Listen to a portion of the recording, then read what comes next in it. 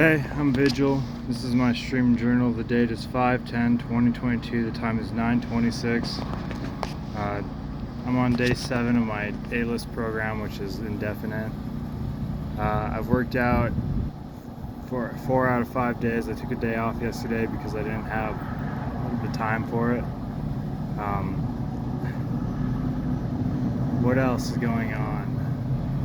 Not a whole lot, you know. I'm technically a violent offender because I tried killing myself with fire, and the government pinned me with arson for burning down my own house. I think there's more to the story, but they wouldn't allow me a real trial. It's whatever. Things are going well. I feel good today, which is weird. I don't normally feel good, and when I do feel good, it's usually instantly counteracted by feeling bad. Feeling bad is bad for me. Regarding some subjects, body dysmorphia gives me disordered thinking, but it's slowly healing. It still causes a lot of repressed hatred.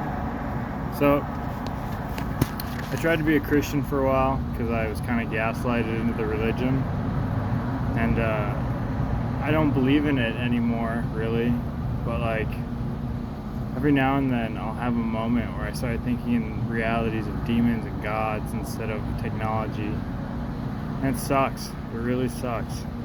I find myself with PTSD, where I just suddenly have these emotional traumas, and it feels like there's an electrode in me and like a neural lace just compulsing me to think thoughts that I can't break away from. And I must have pinched a nerve in my back or something the other day, because like my whole body is numb, and like I don't know. Anyways, I feel okay though for the first time in my life. Nah, that's not true. Anyways, I'm not sure what to talk about today. I don't really know what I want to do with my life, but I know I don't want to be trapped in a corporate office, and like I don't really see my job as like a social role, I guess. Yeah, it's a role, and I want to be seen more than my job. If my like all I do is wash dishes essentially for minimum wage. But that's okay with me, I guess, for now.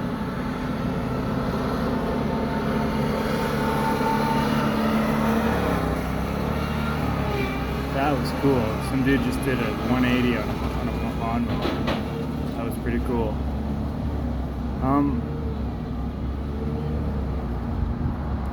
I guess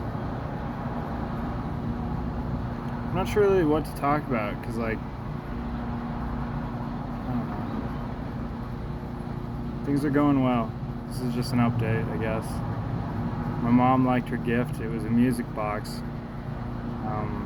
I got it for her because she used to sing Amazing Grace to me when I was passing through the fire with headaches.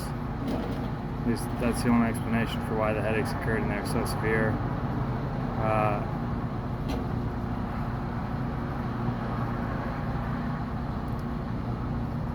don't know. I was thinking about what I want to do with my life, and for now, since I don't know, I guess the best thing I can do is train myself mentally, physically, and harden myself spiritually. And I mean that in the sense of like spiritually, ethos, ethics, free will, sentience, belief systems, you know, spiritually. And I was thinking about it. If a war comes to you and you choose not to fight it because you can't find a reason to fight it, and then you lose because you didn't fight it, and then you realize after you've lost why you should have fought for it, and then you screwed yourself by choosing not to do something because you didn't have a reason for doing it at the time. It's better to fight the war, and then while you're fighting it, figure out why you're fighting, and then have that reason for winning. And the same thing applies to opportunities. Like, if you don't prepare and train yourself today for the things you don't foresee coming, then one, they may not occur. Like when you prepare for something, or train yourself in a subject or skill, you open the door for opportunities to start coming towards you, which wouldn't have occurred if you hadn't trained yourself without having the opportunities, knowing of the opportunities in advance. But if you don't train yourself, mind, body, and spirit, and then the opportunities arrive and you're not prepared for it, then you'll lose. So it's better to figure out what you want to train and what you want to continue being, or because you are what you do, I guess. And like if you don't like it, I don't know, it's something that's gone through my mind a lot, because I get demotivated pretty easily. Like I have these highs and lows that are kind of bipolar-ish, but when I'm starting to read, I feel like, oh, this is futile. Why should I learn programming if God exists? Or like, why should I work out if I'm being isolated intentionally? You know, like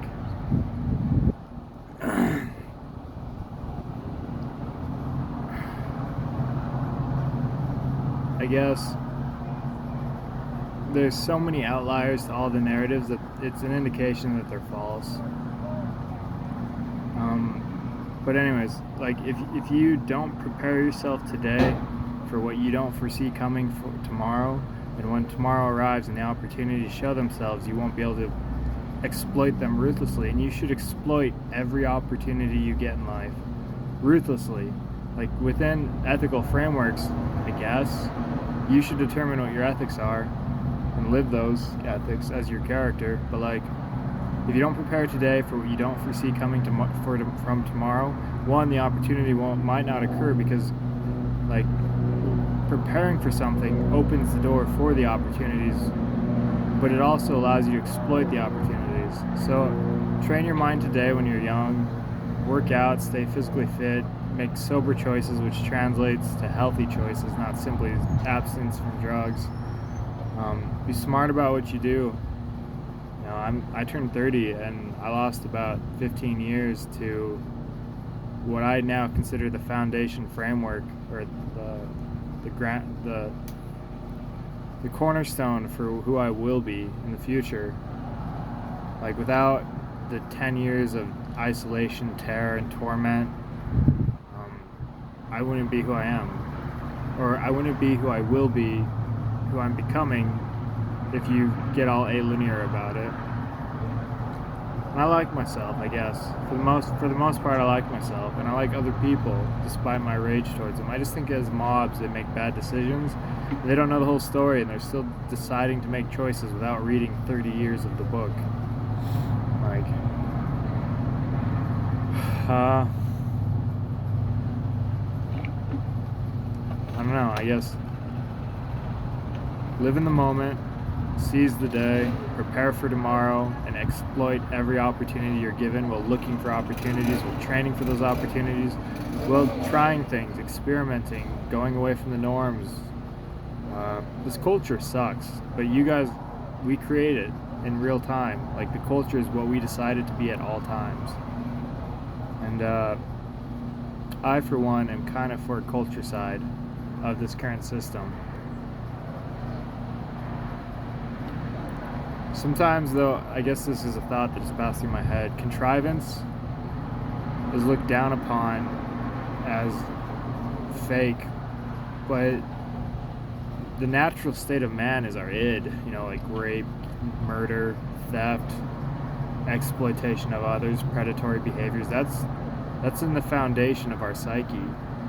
And like the oppressive superego that tells you you have to be holy or else you get canceled. You can't think thoughts that are unethical, otherwise you're a bad person. It's overbearing. It's an authoritative figure that doesn't really understand what the human psyche is. Like Freud, when he talked about psychoanalysis, said he was bringing the plague to America when he brought psychoanalysis to America. Your ego can replace your id, which is your subconscious lust, hatred, and rage and torture. And ego is like your secondary processing, your language, your reasoning, your logic, your regulation, your controlled self-defense mechanisms. And superego is important. Like, it's your conscience, but you have to move away from conventional ethics to post-conventional. I think I'm yelling now because this dude with the lawnmower. Anyways, like, just because you have impure thoughts doesn't mean you're an impure person, but you're not pure either. Humans are beyond good and evil. Evil does exist, and I define it as things that you should not do. But the reality is that we exist within black and white dichotomy, and black is evil, the things you should not do, and white is the realm of God, which no man can attain, which leaves us in this gray reality of like cultural relativism regarding ethics, and we exist within this relative framework, which I think fucking trains. We exist within this relative framework that we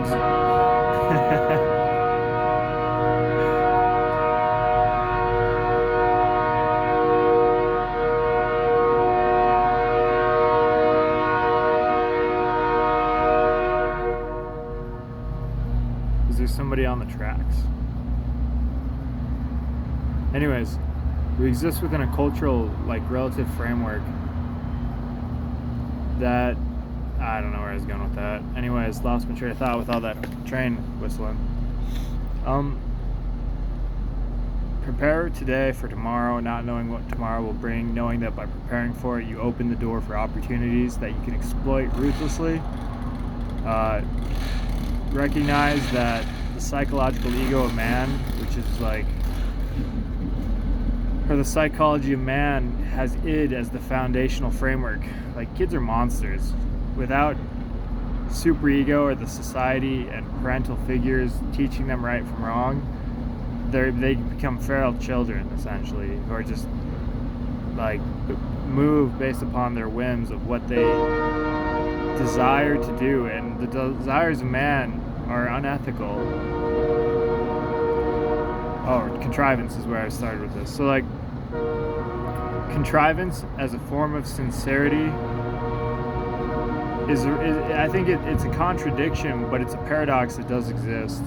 Like, when you choose to be nice to somebody and you insincerely give them a compliment, that's still a compliment, it's just a meta compliment. Like, if you're choosing to be kind to somebody and saying something that is kind of arbitrarily contrived and like, oh, you look nice today, even if you don't really think they look nice, and you're saying it as a form of sincerity to be kind to them, it's still kindness. I think that contrivance is how you mold yourself. Like, you're not an athlete until you choose to work out. Calling your, like, I don't know how to explain it really with that analogy or metaphor or whatever. Like, you choose who you are at all times. The nature of man is deplorable, it's unethical, it's our subconscious and conscious mind thinking irrationally, delusionally, like with basic primal instincts that want to fight, fucking kill everything. And you have your superego, or the oppressive parental figures and like a society that tell you what is right, what is wrong. And those are all conventional ethics. Like, they're important to learn when you're growing up, but you have to break away from them. Like, the mob is blind to what it does. It tars and feathers people who are innocent and then just forgets about it and moves on to the next ADHD reality narrative that's on the TV. But like, I think I'm kind of contrived. Like, these videos are super contrived. When I start them, I have no idea what I'm going to talk about, and I'm just kind of forcing myself to say things. But with time, it'll become easier because contrivance becomes your nature, which becomes natural as you train your mind using intelligent biofeedback and the neuroplasticity of your mind.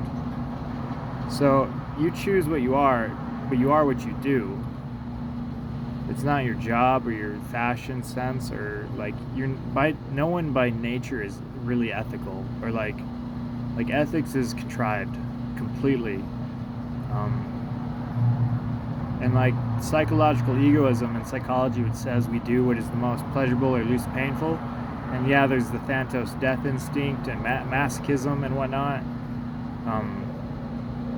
which gives the illusion of sainthood. You know, people who self-mortify for the sake of ethics, when in reality it's just simply trying to please like the society.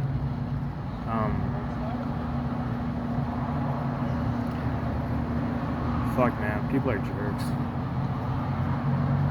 Anyways, this is a really disordered video just because I have so many distractions around me. So I'm going to recap really quick. A-list program going well. I've been working out, reading a little bit.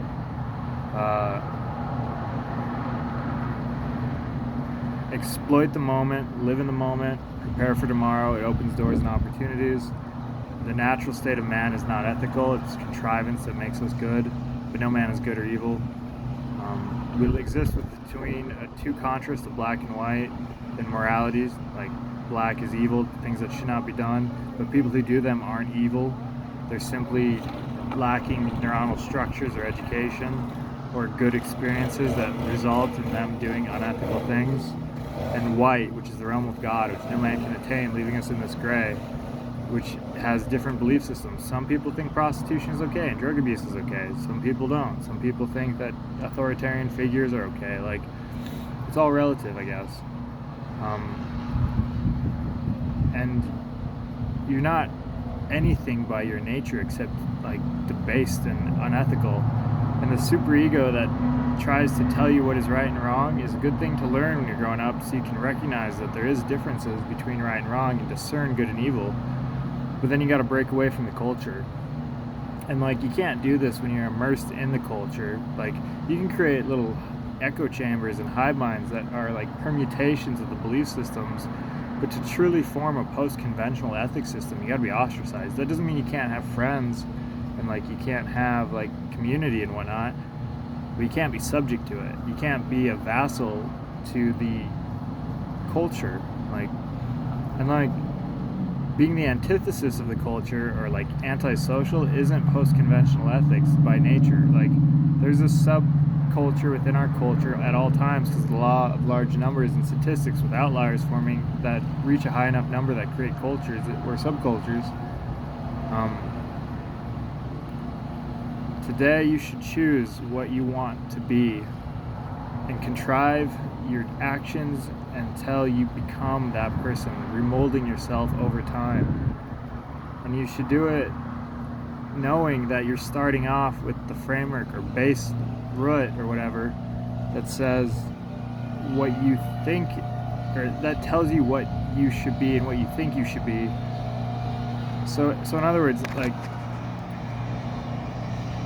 when you start reading what you want to be in the future, like you want to be a doctor, you start reading books about biology and stuff like that. But then this will open the door for opportunities to further this pursuit. But you should also be with a meta-narrative, analyzing yourself, saying, do I truly want this? Or is this just something that was pushed onto me by my parents or my culture? And don't see yourself as good or evil. Do what is right, I guess, at all times when you can endure the psychological isolation, social pain, coercion from outside forces. At times it's good to be cohesive with the society, and at times you should be abrasive and coercive. But I do apologize for the disordered video aspect of this video, and the trains, the gardeners and whatnot. It's kind of screwing with my ADHD. At all times, you choose who you are, and I guess do what you want to be while constantly reevaluating what you want to be, knowing that social programming, pressure, your superego narrative is constantly controlling you, constantly trying to control you. Cancel culture type reality. And know that your id within everybody is the capacity to rape, torture, murder, kill, do unethical things. It's within everybody. It's not something that's real rarity. But you can transcend this through self-introspection, incorporation of your shadow or the darkness into your psyche, recognition that you are not good, but you're not evil either. You're simply spatial information patterns that are sentient somehow, operating on a physical reality that is your neural network. That somehow you're sentient, which we can't explain yet in psychology or neuroscience. You're sentient, and you'll have cybernetic feedback systems which appear to be free will.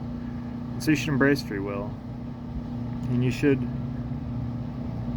know that to be true to yourself doesn't really mean anything, in the sense of, like, you're not by nature anything except probably deplorable because of your id, and super repressed and deluded because of superego and the culture which gaslights with ash conformity the reality group consensus narrative. And it's all a fiction. Postmodernism isn't really good philosophy for life unless you're trying to relax and not think about anything, because there's no narrative in their belief system. But it does have its merit in the sense that it teaches you that group consensus is not it's not reality. It appears to be because it's functioning with enough adaptation to keep us from instantly killing ourselves, but like over the long term it decays and becomes corroded, like the Nazi ideology. Hitler never lied to the German people. He told them exactly what he believed and was going to do, and they followed after him anyways, and they had a group consensus that it was okay and morally right to target the Jews. Relativistically morality thinking, like, I think it's morally wrong. I think that genociding a people is kind of black ethics, but they didn't, and that was their group consensus, that was their culture. And like, America has the same thing. It's less pronounced, and it's slowly decaying at a rate that is slow enough for no one to realize it, like a frog boiling in water, not jumping out because it's boiling slowly.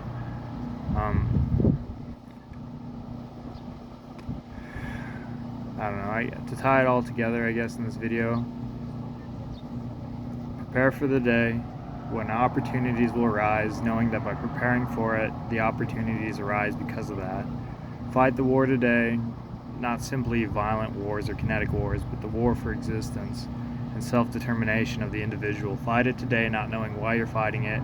Figure out while you're fighting it why you fight it, so you don't lose and then realize you should have fought for it. Know that you're not good or evil, you're beyond that. You're simply information architecture. And when you do evil, it's from damage, maladaptive thinking, or lack of experience and education that would teach you right from wrong, or give you enough cybernetic intelligence to control and dissuade yourself from doing evil.